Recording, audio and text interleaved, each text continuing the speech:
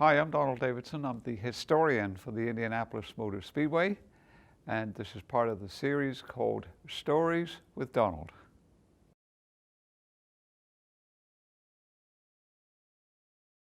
So anyway, in 1950, when they came to make To Please a Lady with Barbra Stanwyck, it was pretty much Clark Gable and his drinking buddies. The director was Clarence Brown, who probably was MGM's leading director at the time, and he'd made many classic films. He directed Greta Garbo twice, and the cameraman, I think his name was Harold Rawson.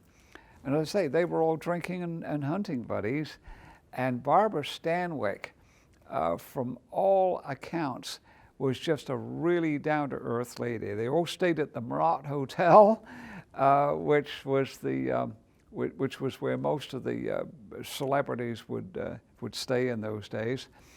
And so I remember that a reporter was kind of surprised that Barbra Stanwyck, I think, was only about 5'4", and she looks much taller in all of her roles.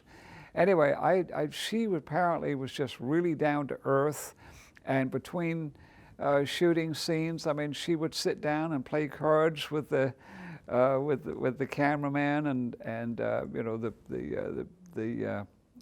the gaffers and all the other people that were just the working crew.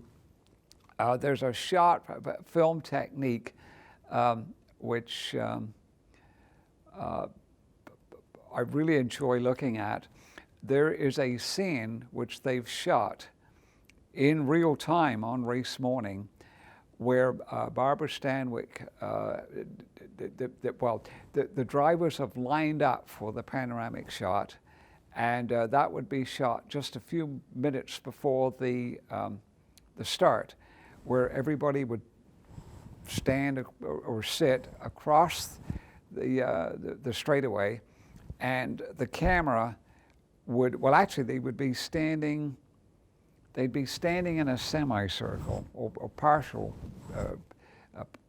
not quite a full semicircle, but they would be parabolic, I guess would be the term.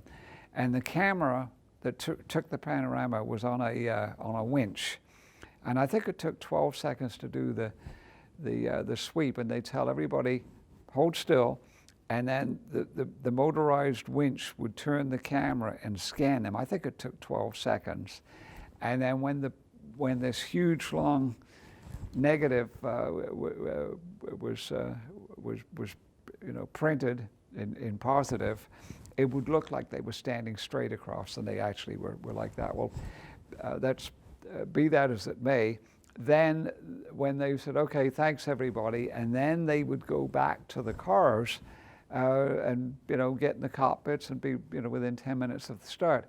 So Clark Gable appears in the panoramic shot, and then when they let everybody go, he then walks back to his car, and Barbra Stanwyck runs over to the fence and yells at him, and then he walks across, and then they have this sort of kind of little romantic scene over the fence. And if you look in the back, you can see all of the others walking back to their cars, and you can pick them out, and it's not back projection. And I thought, wow, they wouldn't have had time to do a second shot, so they had to be ready for that, and take one was all you were going to get. And again, I mean, you can just tell it's not back projection, and you see, well, I can't even remember who the driver's now, but you can see them, you can pick people out as they're walking back to the cars. The other thing too is in connection with that film, Wilbur Shaw and Tony Holman said, well, look, Clark Gable's going to be here for 3 weeks. We need to get him something really neat to drive around. And they knew that he had just taken delivery of a Jaguar XK 120 from a dealer whose name escapes me now, but it was on Sunset Boulevard. And he just got this car, and there's a little story about that when he got it, it wouldn't fire up yet for some reason. I don't remember what the situation was, but he wanted to drive it. And so they towed him by rope so he could at least steer the car. Well, anyway, then when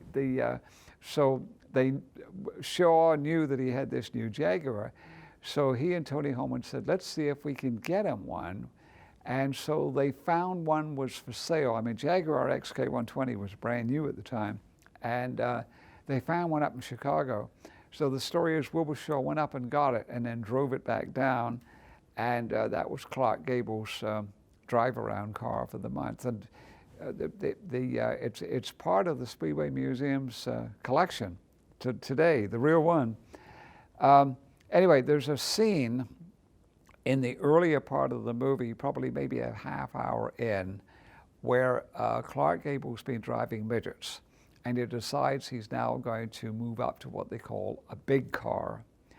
And so he goes to this garage, and he's got the midget on a trailer behind, I don't know what the automobile is, but he goes into the garage, and the fellow that owns the garage is Will Gear, who later appeared in the Waltons. Well, anyway, he owns this garage, and when Clark Gable goes in, there's a couple of race cars and some other vehicles, and there's a sports car, and he's walking in.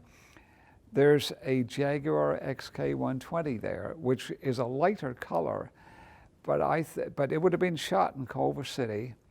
I think it's supposed to be Kansas or something, and I'm convinced, I'll bet that's Clark Gable's personal Jaguar. He probably drove it to the studios that day, and they said, let's just put it in the shot.